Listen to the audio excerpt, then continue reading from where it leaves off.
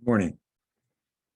Continuing our meditations on the divine feminine, we come to the theme of compassion. And the archetype of compassion is expressed in the East through Tara. And as I point out, the Tibetan name can mean both star and tear. I think that's a wonderful combination. A star is a very vast item in the universe. And our sun, after all, can hold 1 million Earths. 1 million Earths fit into the sun. And yet, Tara also means tear. And of course, the tear is something very intimate, very small, really, but it's packed with a big message. Tears of sorrow and grief, but also tears of joy. In any case, it's naming the depth experience that we undergo as human beings, the via positiva, the tear of joy, and the moistness thereby, and the tears of grief and suffering, the via negativa. So the Tara then represents the Buddhist understanding of compassion. And I share in my essay a beautiful little poem to Tara, the mother of great compassion. 1,000 hands, 1,000 eyes, cooling like water, ripening like fire, spreading like the wind, pervading like the space. Again, conjuring up the sense of cosmos and the whole that the divine feminine stands for. And again, in the West, we have the teachings of wisdom and nature. Then Kuan Yin, who's represented by the statue over my right shoulder, she is a bodhisattva of compassion. She listens to the cries of all beings.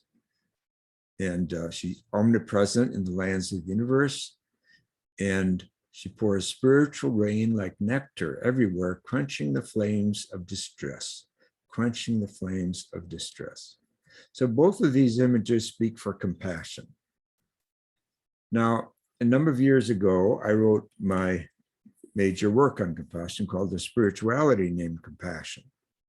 And one thing I learned in writing that book is that while compassion is at the heart of the teaching of Jesus, Luke 6, when he says, "Be you compassionate, his creator in heaven is compassionate."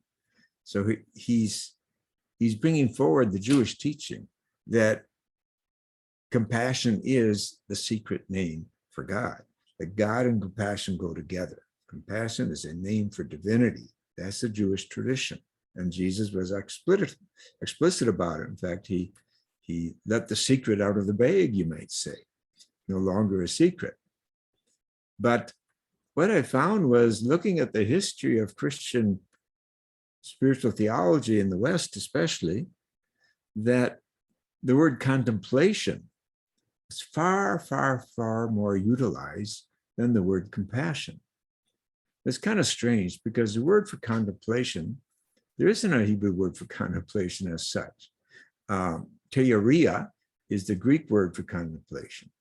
And so in a way, you don't see the word contemplation as such in the scriptures.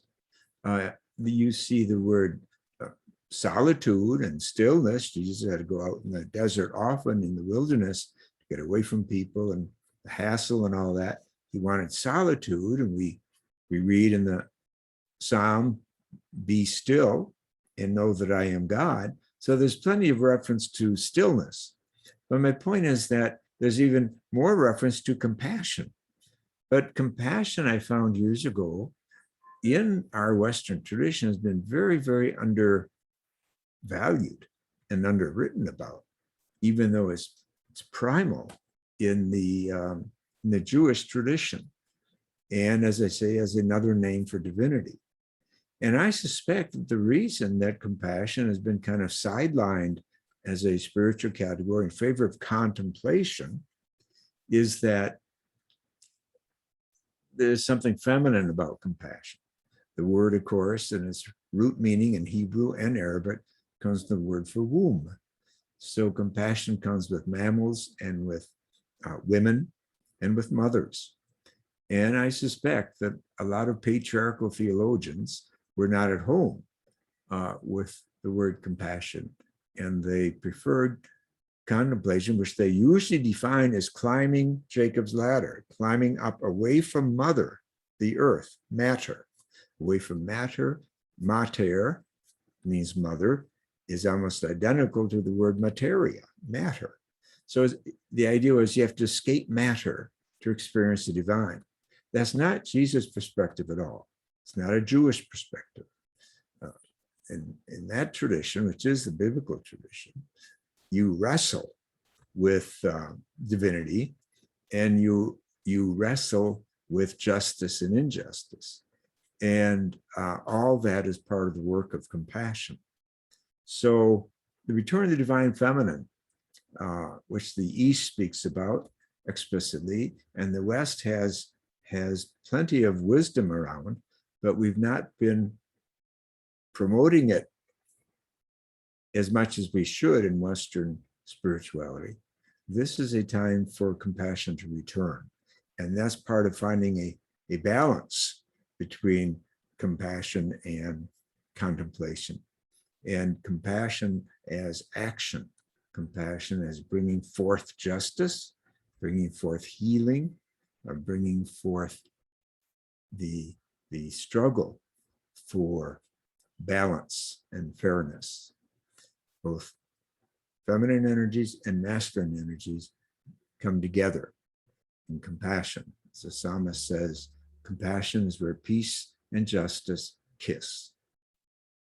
Thank you. We'll see you tomorrow.